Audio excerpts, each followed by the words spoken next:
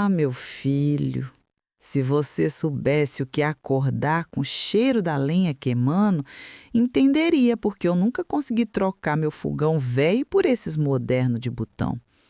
O barulho do fogo pegando, o estalar da madeira, o calor subindo pelas paredes da cozinha, é como se o coração da casa começasse a bater ali. Quando eu era menina, lá em São Roque das Pedras, o dia começava antes do sol. Minha mãe, Dona Olívia, já estava de pé às 4 da manhã, amassando pão com as mãos firmes e cantando baixo, um canto que misturava oração e esperança. E eu, ainda com sono, sentava no chão de terra batida e ficava só olhando o fogo nascer dentro do fogão de lenha. Aprendi tudo ali. O tempo do feijão, o ponto certo do angu, o jeito de virar a carne sem machucar. Mamãe dizia que comida boa não se mede em colher, não. Se mede em sentimento. E ela tinha razão. O cheiro da lenha grudava na roupa, no cabelo, até na pele. Mas era um cheiro de vida, de casa cheia, de risada misturada com fumaça. Quando eu cresci, casei com o seu Oswaldo, e o primeiro móvel que pedi para ele fazer foi um fogão de lenha igual ao da minha mãe. Ele dizia: "Naí, isso é coisa antiga, mulher. Vamos comprar um de gás, igual das famílias da cidade." Mas eu firmei o pé. Antigo é o que dura, Oswaldo, e o que dura merece respeito. E foi assim que nosso fogão virou parte da família. Cresci vendo meus meninos ao redor dele, esperando o pão de queijo sair do forno, disputando quem ia raspar o tacho do doce de leite. Até hoje, se eu fecho os olhos, ainda ouço as risadas deles misturadas ao crepitar da lenha. Mas o tempo é um vento teimoso. Ele entra sem pedir licença e muda tudo de lugar. Um a um, meus filhos foram para a cidade. Primeiro o Mário, depois o Dito e, por fim, o mais novo, o João, o que sempre dizia que queria ver o mundo. Eu fiquei aqui, com o fogão, as lembranças e a fumaça. E quando as visitas começaram a ficar raras, o fogo virou meu companheiro de conversa. Às vezes eu olhava para as brasas e dizia: "Só nós dois sobrou, né, fogão?" E ele respondia com um estalo leve, com quem entende a solidão. Foi numa dessas manhãs de silêncio que o telefone tocou. Era o João, com aquela voz apressada de quem vive correndo atrás de alguma coisa que nem sabe que é. "Mãe, a senhora não quer vir para São Paulo passar uns dias?" Ele perguntou. Meu coração bateu forte. Eu nunca tinha saído de Minas. "E o fogão, João? Quem vai cuidar dele?" Ele riu. "Mãe, lá tem fogão de sobra e tudo moderno. Vai gostar." Eu devia ter sabido naquele momento que o mundo que ele falava não tinha mais cheiro de lenha.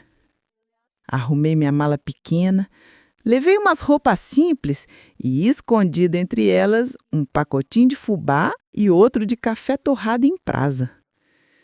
Velho hábito. Quem cozinha com alma nunca viaja de mão vazia.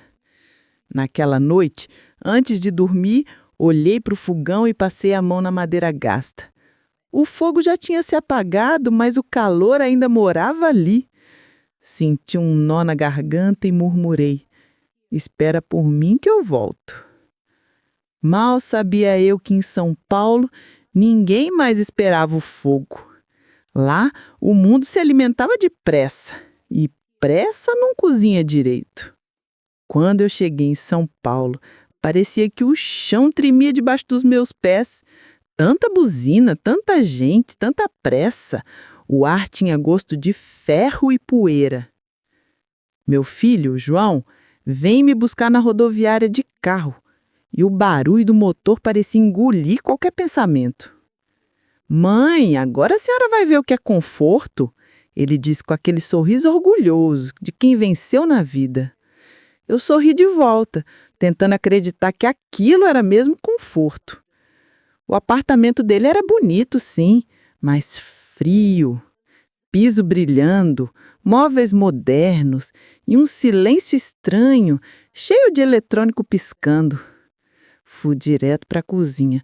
Sempre foi o lugar onde eu me encontro. Mas quando entrei lá dentro, meu Deus do céu, tudo era de aço, vidro e botão. Um fogão que nem fogo fazia. Fiquei parada olhando para aquilo, como olhando um bicho desconhecido. João percebeu e riu. Mãe, agora é tudo por indução. É o mais moderno que tem. Eu só consegui perguntar: e o fogo, João? Onde é que ele fica? Ele deu ombros. Não precisa mais de fogo, mãe. É só apertar o botão. Apertei o botão, nada cheirava, nada estalava, nada respirava. Era um silêncio sem alma. Nos primeiros dias tentei me adaptar. Fazia café naquele trem elétrico, mas o gosto era morto. Café sem fumaça não acorda ninguém. Minha nora, a Patrícia, era moça boa, mas vivia ocupada, sempre com o celular na mão. Ela gostava de me mostrar receitas da internet. Bolo de caneca, pão de micro-ondas, lasanha congelada. Eu sorria para não ser grossa, mas por dentro doía. Cada vez que ela dizia agilidade, eu lembrava do tempo que o bolo crescia devagar, enquanto a gente conversava. Um dia, decidi cozinhar para eles. Acordei cedo, fui à feira, comprei mandioca, couve e torresmo. Quis fazer um almoço mineiro de verdade. Quando eu comecei a cortar os temperos, Patrícia entrou na cozinha e torceu o nariz. Ai, dona Nair, a senhora ainda usa alho de verdade? Ué, e tem alho de mentira agora? Ela riu e levantou um potinho de plástico. Aqui, ó, alho em pasta, bem mais prático. Fiquei quieta, continuei picando o alho com calma. O som da faca na tábua me lembrava da minha casa, do barulho do vento entrando pela janela da cozinha. Mas a cada passo dela eu sentia a cidade invadindo o pouco de roça que ainda morava em mim. Quando o almoço ficou pronto, chamei todos para a mesa. O cheiro era bom, de comida viva, de lenha imaginada. Mas antes de provar, Patrícia riu e disse: Nossa, mãe, esse feijão parece coisa de interior. É que é mesmo, e é lá que mora o sabor. Eles comeram por educação, mexendo no celular o tempo todo. No fim, Patrícia soltou, sem maldade, mas com aquele veneno doce que só as palavras leves carregam. A senhora devia tentar umas receitas mais modernas, viu? Essas coisas antigas ninguém come mais. Senti o peito arder, engoli seco e disfarcei o tremor nas mãos. Naquele instante percebi que a cidade não tinha só levado meus filhos, tinha levado respeito pelo que me fazia ser quem eu era. À noite, sentei sozinha na balconia do apartamento e olhei as luzes da cidade. Cada luz parecia uma lembrança me chamando de volta para casa. Senti vontade de chorar, mas o orgulho segurou as lágrimas. Falei baixinho, só para mim. Pois é, fogão de lenha, parece que o mundo esqueceu de você. Mas uma parte de mim sussurrou de volta. Ou talvez seja você que vai lembrar o mundo do que é o sabor de verdade. E foi ali, entre o silêncio da madrugada e o cheiro imaginário de fumaça, que nasceu minha vingança. E o destino? O destino já começava a preparar o fogo. Na vida, meu filho, tem hora que a gente engole tanto desprezo que o gosto da boca muda. A gente para de sentir o sabor das coisas. Mas naquele mês, depois de tantas risadas escondidas e comentários que doíam mais do que tapa, algo dentro de mim começou a ferver. Era como se o fogo do meu fogão antigo, aquele que eu deixei lá em Minas, tivesse se acendido de novo, aqui, dentro do peito. Foi numa sexta-feira de chuva fina que o acaso veio bater na minha porta.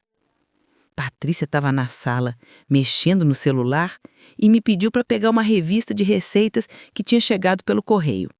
Peguei, sentei um pouco e comecei a folhear. Ali, entre anúncios coloridos de produtos caros e chefes sorridentes, uma notícia me chamou a atenção. Concurso Nacional de Culinária Caseira. São Paulo recebe cozinheiros de todo o Brasil para celebrar sabores da tradição. Meus olhos pararam ali. O coração começou a bater rápido. O texto dizia que o concurso era aberto a qualquer pessoa. Não precisava ser profissional, bastava saber cozinhar. As inscrições eram online, claro, mas João poderia me ajudar com isso. O prêmio? Uma quantia boa em dinheiro e, mais importante, a chance de ver sua receita publicada num livro nacional. Fechei a revista e fiquei olhando pela janela. Lá fora, o céu estava cinza, mas eu juro que vi uma faísca de sol tentando nascer. No jantar, o assunto surgiu naturalmente. João, você viu esse concurso de culinária aqui em São Paulo? Ele riu, distraído. Vi sim, mãe, mas isso é para profissional, gente da TV. Lá diz que é para todo mundo, retruquei. Patrícia levantou o olhar, com aquele meio sorriso que já me machucava antes mesmo das palavras saírem. A senhora participar de um concurso? Uai, por que não? Ah, avó, é que hoje as pessoas querem inovação, prato bonito, com conceito, sabe? Ela mexeu o celular e continuou. Essas receitas de fogão de lenha, ninguém entende mais. Dessa vez não fiquei quieta. Olhei bem nos olhos dela e disse com voz firme. É, minha filha, mas o que é moderno demais, às vezes esquece o gosto da raiz. O silêncio caiu pesado. Eles acharam que era só mais um desabafo de velha teimosa. Mas dentro de mim, a decisão já estava tomada. Naquela noite, quando todos dormiram, sentei na cozinha, abri o caderno de receitas da minha mãe e comecei a passar o dedo sobre as letras desbotadas. O papel cheirava a tempo. Ali estavam guardadas todas as mulheres da minha família. Minha mãe, minha avó e agora eu. Escolhi 3 receitas. Feijão tropeiro da serra com torresmo e cheiro verde. Bolo de fubá cremoso com queijo meia cura. Frango com quiabo na panela de ferro. 3 sabores que tinham alimentado gerações e segurado o mundo em pé nas minhas mãos. 3 lembranças de lenha, suor e amor. Olhei para a janela onde a cidade ainda brilhava, impaciente, e murmurei para o vento. Se é fogo que eles querem, fogo eu sei fazer. No dia seguinte, pedi ajuda para o Tiago para preencher o formulário do concurso. Ele ficou empolgado. Vó, coloca aqui que sua especialidade é comida de roça. Só ri. Põe comida de verdade, meu filho. Mandamos as fotos dos pratos e o cheirinho deles tomou conta do apartamento. Patrícia passou pela cozinha e fez um comentário seco. Vai ser engraçado se aceitarem uma receita feita num fogão de brinquedo. Fingi não ouvir. Mas Tiago respondeu, mãe, o fogão da avó é mágico. E ele tinha razão. Na semana seguinte, o telefone tocou. Era uma moça de voz animada. Dona Nair, aqui é da organização do concurso. Sua receita foi selecionada. Por um segundo achei que era trote, mas era verdade. Eu ia cozinhar em São Paulo para um monte de gente importante, com câmeras, jurados e tudo. Depois que desliguei, sentei e chorei. Não de medo, nem de vaidade. Chorei por mim, pela mulher que quase deixei morrer dentro do silêncio. E prometi, vou mostrar que tradição não é passado, é chama. E chama, quando bem cuidada, nunca apaga. Ah, meu filho, dizem que para cozinhar bem precisa de medida certa, colher de sopa, balança, tempo no relógio. Mas quem aprendeu na roça, como eu, sabe que comida boa não nasce de receita, nasce de sentimento. As minhas medidas sempre foram assim, um tanto, um punhado, até o cheiro mudar. Quando confirmaram minha participação no concurso, passei a semana inteira com o coração batendo mais rápido que uma panela de pressão. De manhã, enquanto o sol ainda estava dormindo, eu já estava na cozinha. Era o único lugar onde eu me sentia em casa, mesmo naquele apartamento pequeno e barulhento. Abri a janela para deixar o vento entrar e comecei o ritual. Peguei o avental velho que trouxe de Minas, aquele com bordado de flores que minha mãe costurou com linha azul. Estendi sobre a mesa o caderno de receitas, já amarelado, e comecei. Fazia o bolo de fubá primeiro, porque o cheiro dele sempre me dava coragem. Enquanto misturava o leite com o fubá, fui lembrando da minha infância. Eu devia ter uns 9 anos, quando aprendi a bater bolo à mão. Minha mãe dizia: "Nair, menina, não é a força que faz o bolo crescer, é o amor com que você mexe a massa." E eu acreditava. Talvez, por isso até hoje, quando eu cozinho, sinto que estou conversando com ela. Cada movimento é como um bilhete mandado para o céu. Tiago vinha me ajudar às vezes. Ele segurava a tigela, ria quando eu deixava lamber a colher. "Vó, o que a senhora vai fazer se ganhar?" Ele perguntava, os olhos brilhando. "Ganhar não sei, meu filho, mas quero que o mundo sinta o gosto da minha história." Já Patrícia? Essa fingia não ver. Passava pela cozinha reclamando do cheiro de lenha que impregnava nas cortinas. "Isso fede, mãe." E eu respondia calma: "Para mim é cheiro de vida." Um dia, ela chegou em casa com um monte de temperos importados e me mostrou um vídeo de uma chefe famosa ensinando cozinha moderna. Tudo medido, cronometrado, com nome francês. Eu assisti quieta e quando terminou só disse: "É bonito sim, mas quero ver ela cozinhar sem receita quando o coração pede mais sal." Tiago riu, abraçado em mim. Ele entendia. Nos dias seguintes, minha cozinha virou um laboratório. Refiz as receitas dezenas de vezes. O frango com quiabo precisava ficar no ponto certo, nem com baba demais, nem seco. O feijão tropeiro tinha que cantar na frigideira quando a farinha caía, senão não estava pronto. E o bolo? O bolo tinha que crescer bonito, rachado no meio, igual os de antigamente. Eu anotava tudo num caderno novo que Tiago me deu. Caderno da Vingança. Ele escreveu na capa, com letras coloridas. Ri, mas era isso mesmo. Minha vingança era feita de fubá, torresmo e lembrança. Naquela semana, João começou a me olhar diferente. Ele não dizia nada, mas vi em seus olhos um misto de orgulho e preocupação. Uma noite, enquanto jantávamos, ele perguntou: "Mãe, a senhora está certa disso? Lá vai ter gente importante, chefe de restaurante, televisão." Olhei para ele e disse com doçura: "Eu só quero cozinhar, o resto o fogo decide." E ele entendeu. Acho que foi a primeira vez em anos que ele me viu como mulher, não como um peso da velhice. No dia de enviarmos os vídeos de teste, Tiago gravou tudo com o celular. "Fala para a câmera, vó." E eu, meio sem jeito, comecei: "Meu nome é Nair Souza, tenho 68 anos, e o que eu sei de cozinha aprendi com a vida." Fiz o feijão tropeiro ali, devagar, explicando cada gesto. No final, provei uma colher e fechei os olhos. O gosto me levou de volta para um tempo em que o mundo era mais simples e a comida bastava para curar qualquer dor. Quando o vídeo terminou, Tiago me mostrou a gravação.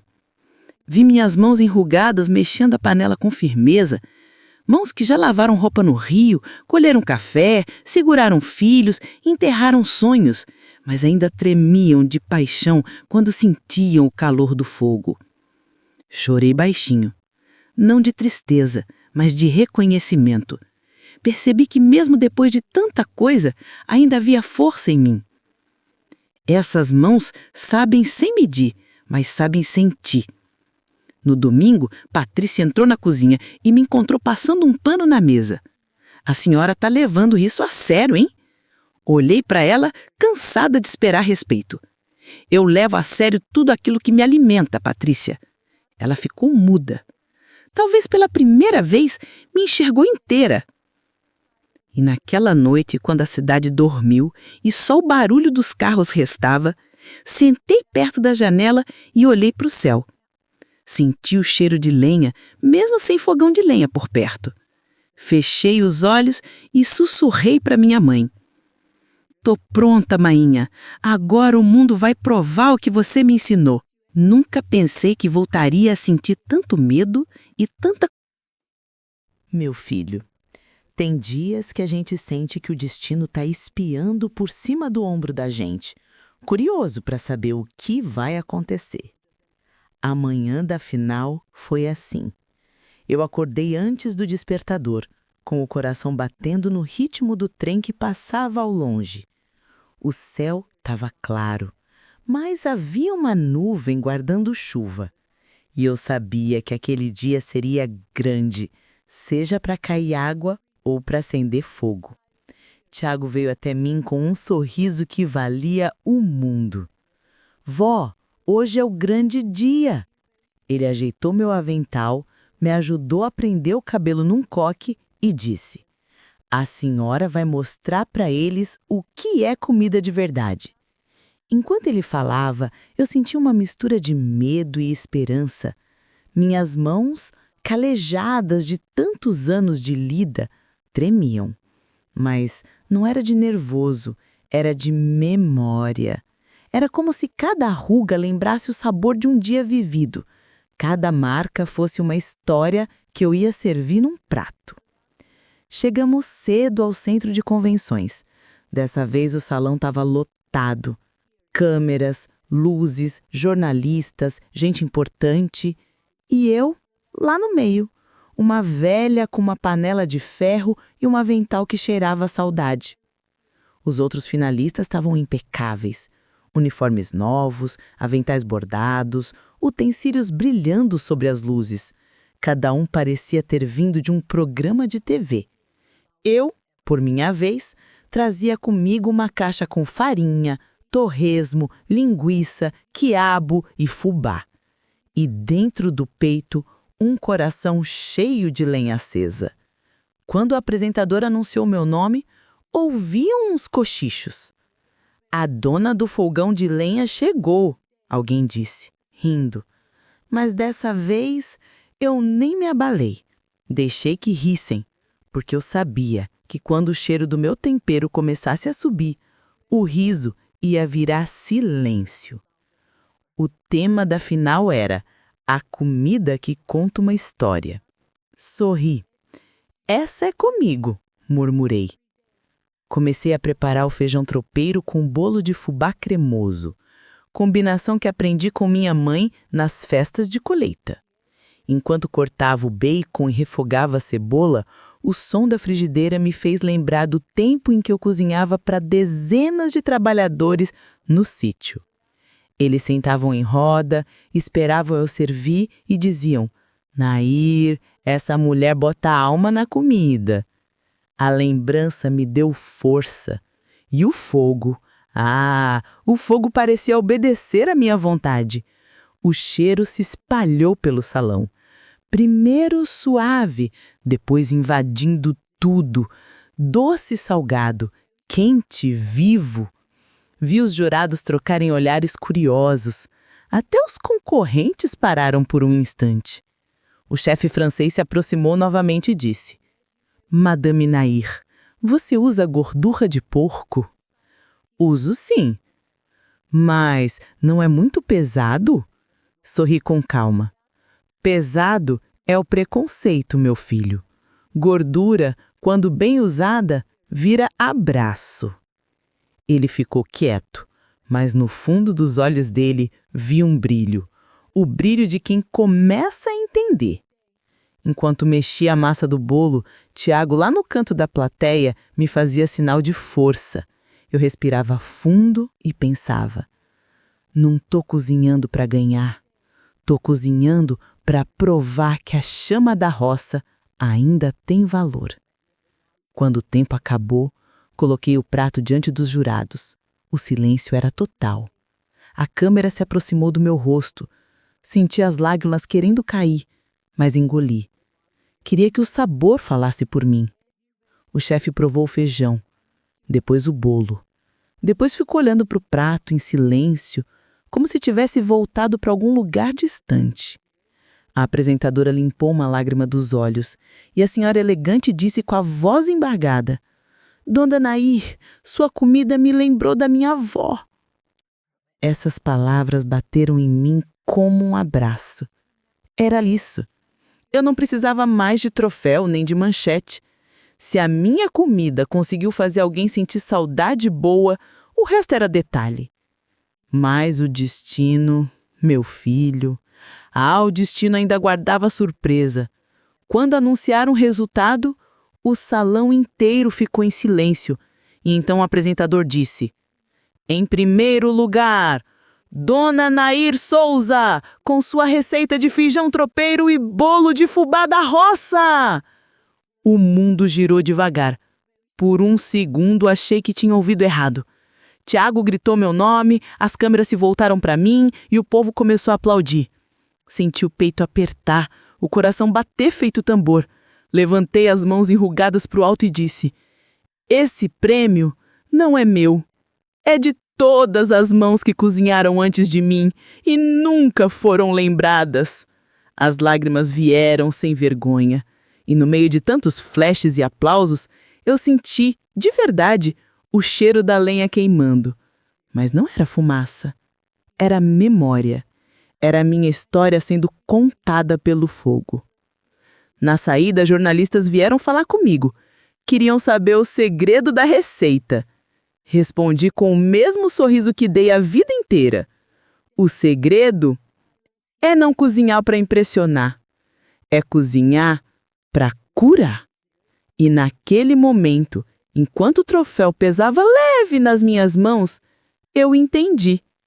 A vingança não era contra ninguém, era contra o esquecimento.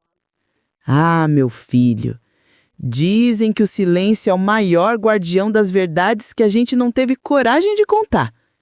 E eu, Nair, guardei um silêncio por mais de 40 anos. Um silêncio que cheirava a fumaça e lembrava o calor do fogão de lenha. Depois do concurso, todos queriam saber quem me ensinou a cozinhar daquele jeito. Diziam: é talento, é dom de Deus. Eu sorria, agradecia, mas dentro do peito sabia que tinha uma história escondida. Uma história que ninguém imaginava e que agora, talvez, fosse a hora de deixar vir à tona. Naquela noite, depois da premiação, me levaram para dar entrevista num programa de TV. Câmeras, luzes, microfones. Fizeram perguntas, elogiaram o meu sotaque doce, minhas mãos de ouro, meu jeito simples. E eu respondi tudo com calma, até que o apresentador perguntou: Dona Nair, de onde veio tanta sabedoria culinária? Silêncio. Por um segundo, o estúdio inteiro pareceu parar. Eu podia ter dito óbvio, que aprendi com a minha mãe, com as mulheres da roça, com a vida. Tudo isso era verdade, mas havia mais.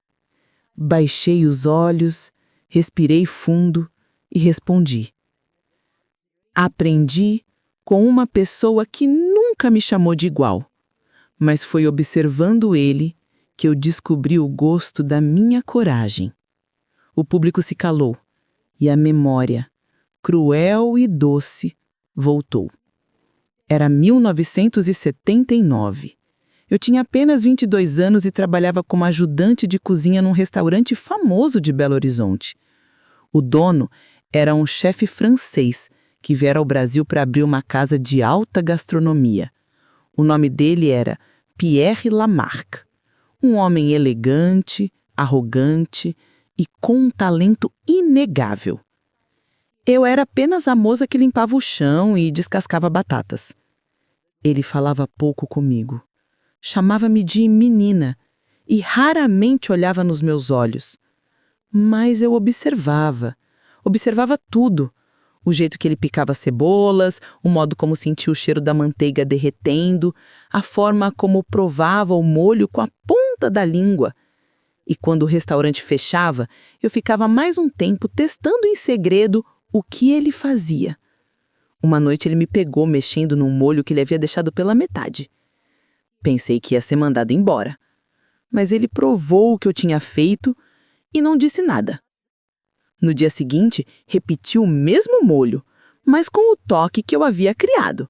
Um pouco de alho, pimenta do reino. Os clientes elogiaram.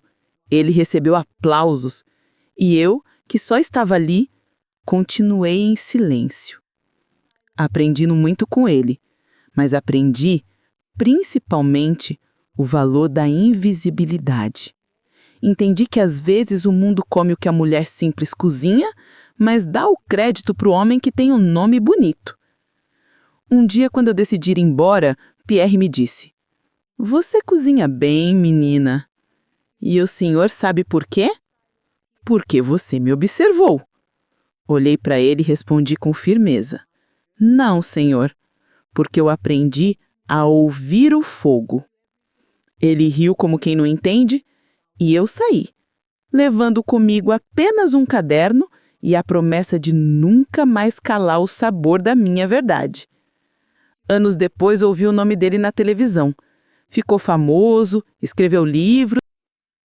O tempo... ele corre ligeiro, meu filho. Um dia a gente acorda e percebe que as mãos que antes amassavam o pão agora tremem para segurar uma colher. Mas o fogo continua firme. É por isso que, mesmo com o corpo cansado, eu nunca deixei de acender meu fogão de lenha. Depois do programa e de toda aquela confusão, minha vida mudou, mas mudou para o simples. Recusei convites de restaurantes, rejeitei contratos de televisão e voltei para minha casinha no interior de Minas. O barulho da cidade me deixava tonta. O que eu queria mesmo era ouvir de novo o estalar da lenha, o cantar dos galos e o vento passando pelas janelas abertas. Foi Tiago quem teve a ideia. "Vó, e se a senhora abrisse uma escolinha de cozinha?" "Escola? Eu?" Ri. "O que eu vou ensinar?" "A cozinhar com o coração." Fiquei pensativa. Naquela noite, enquanto o fogo crepitava, senti como se o fogão tivesse me respondido. Sim, era isso. Ensinar. Compartilhar o que aprendi, não com livros, mas com a vida. Aos poucos, o quintal se encheu de risadas e cheiros. Mulheres da vila, moças novas e até umas crianças vinham aprender comigo. Ensinei o básico: temperar o feijão, torrar o café, fazer pão de queijo no forno de barro, mas também ensinei o que ninguém escreve em receita. Cozinhar é curar o outro, é transformar o que dói em algo que alimenta. As meninas me ouviam com olhos brilhando, e toda vez que uma delas acertava o ponto do doce de leite, eu batia palmas e dizia: "Tá vendo? O segredo é não ter pressa, nem na panela, nem na vida." Com o tempo, vieram gente de longe. Chamaram minha casinha de a Escola do Fogo. E eu ria, porque nunca imaginei que um fogão de lenha, tão velho e cheio de fuligem, viraria símbolo de sabedoria. Mas dentro de mim eu sabia, o tempo do fogo estava se apagando. Numa tarde de outono, o céu ficou laranja, igual quando a lenha pega a brasa. Senti um cansaço diferente, uma paz estranha. Pedi para Tiago me visitar. Ele chegou no comício da noite, com o mesmo sorriso de menino. "Vó, quer que eu acenda o fogo?" "Hoje não, meu filho. Hoje é o fogo que vai me esperar." Nos sentamos na varanda, olhando o horizonte. Contei para ele histórias antigas, da roça, de seu avô Osvaldo, de mamãe e do velho fogão. E, no fim, entreguei a ele uma caixinha de madeira. Dentro havia uma colher de pau, já gasta, e um bilhete dobrado. Tiago abriu e leu em voz alta: Meu neto, o fogo ensina tudo o que a vida tenta esconder. Ele mostra que, para cozinhar, é preciso queimar um pouco, mas também iluminar. Se um dia eu não estiver mais aqui, acenda o fogão e lembre-se, a comida é o jeito mais bonito de dizer eu te amo. Não deixe que o mundo esqueça o sabor do simples e nunca apague o fogo do que somos. Tiago chorou, eu sorri. O vento passou leve, como se trouxesse um recado antigo da lenha queimando. Naquela noite, fui dormir tranquila. E o fogo do fogão, aquele fogo fiel, queimou devagar até o amanhecer.